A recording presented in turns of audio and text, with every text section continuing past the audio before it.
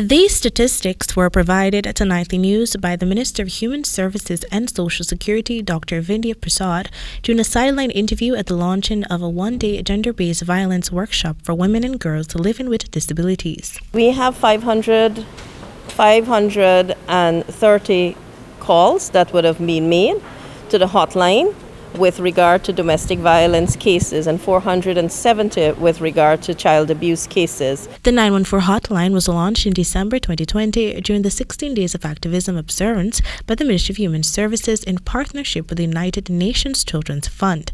The hotline was initiated as a response to the growing challenges of gender-based violence locally. In March, it was revealed by the minister that between December 10, 2020 and March 15, 2021, a total of 197 calls were received. 188 were domestic violence cases and 39 were child abuse issues. These figures has exponentially skyrocketed since then.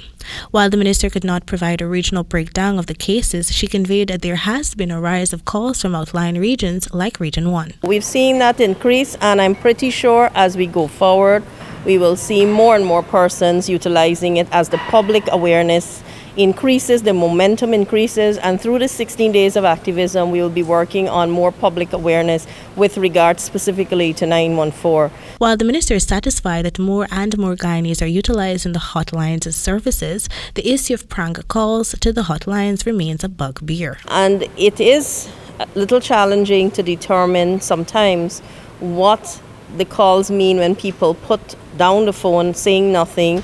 Sometimes we call back because we have to ensure that there's nothing happening at the other end.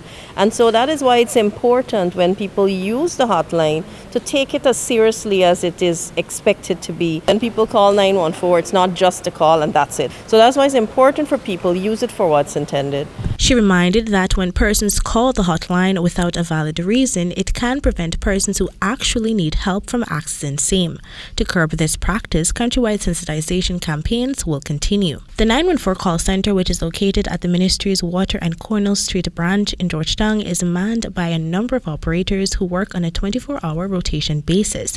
Spanish and Portuguese speaking operators are also on duty to cater to Guyanese's migrant population. For the HDP Nightly News, Kendell Richmond.